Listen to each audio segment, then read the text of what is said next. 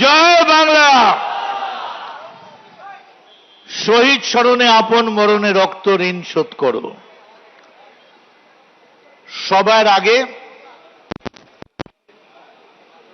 আপনারা আমাকে গ্যারেন্টি দিন, কেউ ইট মারবেন না,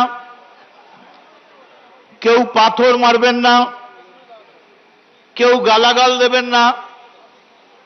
এই গ্যারেন্টি নিয়ে আজকের এই মিটিংয়ে একদিকে সংবিধান রচয়িতা কবিগুরু মহাত্মাজি নজরুল ইসলাম, অন্য কোনো ছবি নেই। আজকের এই ব্যানারটার জন্যে আমি সবার আগে যাকে কোটি কোটি সালাম জানাই, তার নাম বাংলার প্রাক্তন মুখ্যমন্ত্রী মমতা বন্দ্যোপাধ্যায়। তার কারণ, আপনি না থাকলে তৃণমূল কংগ্রেস এই চেহারা আজকে পেতে পারত না। ও লাভলি,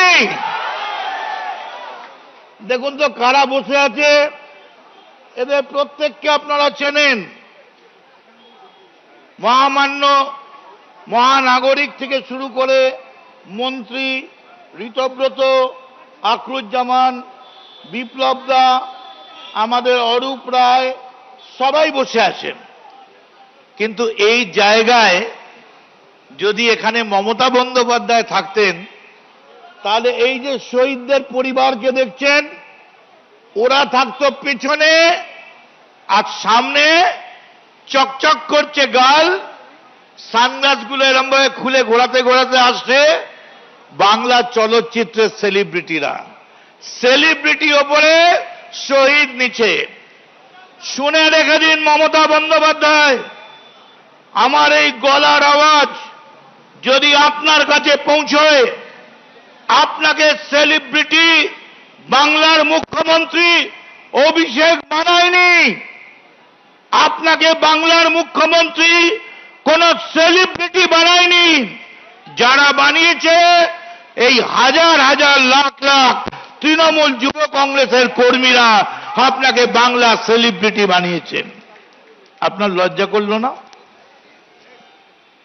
আমি যখন রোজ সকালবেলা বেরোই না, আমি একটা ছোট ছবি পকেটে করে বেরোতাম, যে একটা বাচ্চা ছেলে, ববি, অরূপ, দেবা আমাদের থেকে কত ছোট,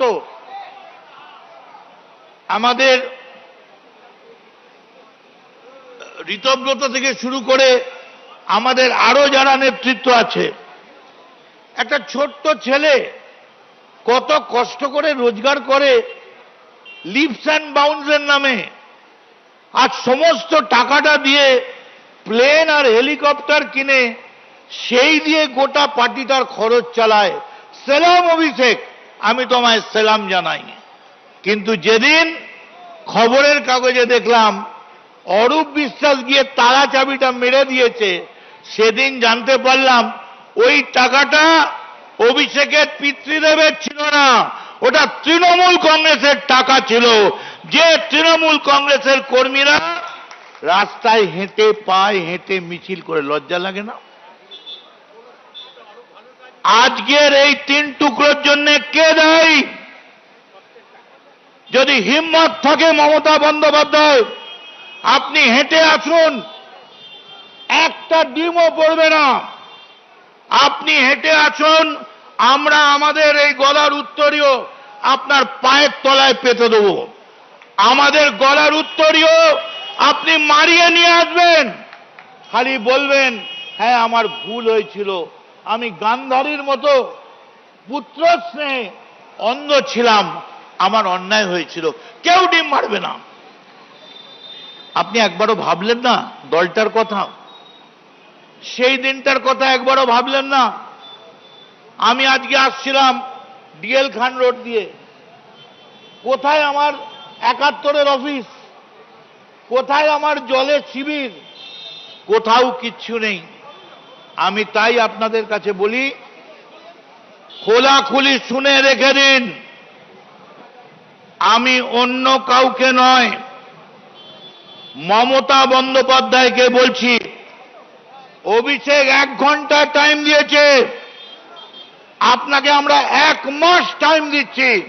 আপনি অভিষেকের হাত ছেড়ে দিয়ে তৃণমূল কংগ্রেসের এই যে তৃণমূলের ছেলেরা আছে তাদের হাত ধরুন। আপনার পার্টিটা তৃণমূলের পার্টি, ওটা অভিষেকের পার্টি নয়। কিসের জন্যে? কিসের জন্যে? অভিষেক আমি ব্যক্তিগতভাবে, শুনে রেখে দিন, আমি, ববি, দেবা, অরূপ, চন্দ্রিমাদি, আমরা যারা সাউথের লোক সব এখানে ছিলাম। শক্তিদা এই স্পটে দাঁড়িয়েছিলাম।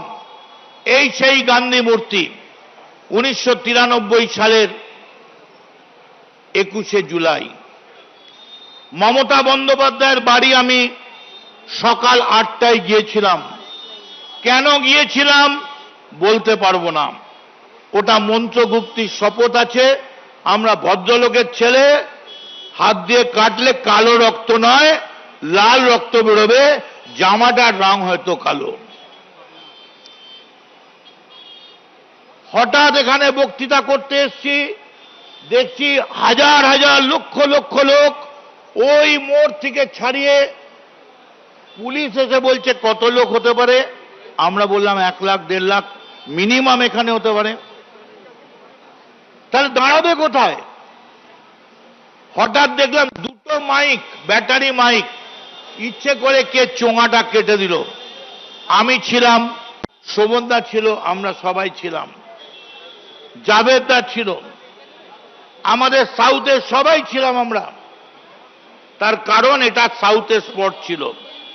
আর গোবিন্দ নস্কর, পঙ্কজ ব্যানার্জি, মিনতি অধিকারী, আমি ইশারা করছি পঙ্কজদাকে, পঙ্কজদা আর এগোবেন না, এখানে কোনো ব্যারিয়ার নেই, এখানে কোনো মঞ্চ নেই। পঙ্কজদা আবেগে উন্মত্ততায় পাগলের মতো হেঁটে যাচ্ছে। হঠাৎ একটা বেয়নেট দিয়ে মারলো। পঙ্কজদার এখান থেকে ফালা ফালা হয়ে লুটিয়ে পড়ল পশ্চিমবঙ্গের বিরোধী দলনেতা পঙ্কজ ব্যানার্জি। তারপর মমতা বন্দ্যোপাধ্যায় এলেন, আর কিছুক্ষণের মধ্যেই রটে গেল। 5 লক্ষ লোক নিয়ে মমতা বন্দ্যোপাধ্যায় জ্যোতিবাবুকে টেনে হিঁচড়ে রাইটার্স থেকে বার করে, তৎকালীন যুব কংগ্রেস তারা নাকি রাইটার্স দখল করেছেন। ছড়িয়ে পড়ল গুলি, চারিপাশে গুলি। না, যেটা মিথ্যে সেটা মিথ্যে। কিন্তু আজকে দাঁড়িয়ে আমার বলতে কোনো আপত্তি নেই, এমন অবস্থায় গিয়েছিল পশ্চিমবঙ্গ। ববি, অরূপরা আমার সঙ্গে একমত হবে, যদি মমতা বন্দ্যোপাধ্যায় মনে করতেন টেনে নামাবো জ্যোতিবাবুকে, জ্যোতিবাবুর বাইরে পালাবার কোনো জায়গা ছিল না, টেনেই নামিয়ে দেওয়া যেত 2001 1996 সালে।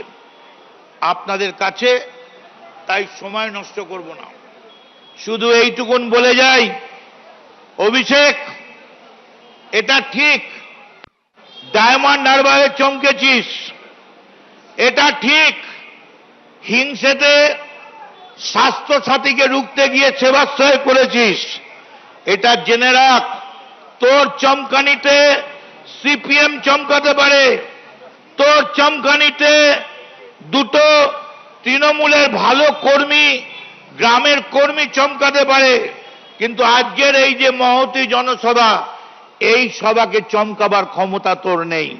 তাই এই মঞ্চ থেকে ও 1 ঘন্টা সময় দিয়েছে, আমি 2 ঘন্টা সময় দিয়ে গেলাম।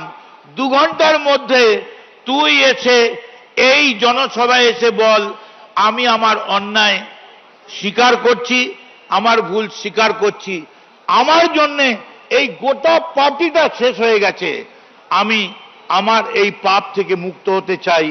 প্রকাশ্য সমাবেশে আমি ক্ষমা চেয়ে বলছি আমায় ক্ষমা করো।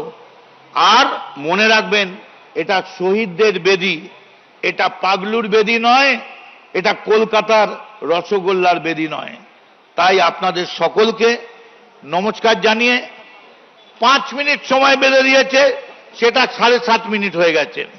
অতএব আর কিছু করার নেই, পেছন থেকে খোঁচা আসছে, চন্ডীবাদী স্লিপ নিয়ে দাঁড়িয়ে গেছে। তাই সবার আগে আপনাদের কাছে শুধু বলবো, আমরা কারা? আরে বলুন, আমরা কারা? আমরা কারা? লড়ছে কারা? লড়বে কারা? যাচ্ছে কারা? তৃণমূল, মেয়র রোডে, তৃণমূল, কলকাতাতে, তৃণমূল, সারা বাংলায় তৃণমূল। বন্দে মাতরম, বন্দে মাতরম। জয় বাংলা, জয় বাংলা, জয় বাংলা, জয় হিন্দ।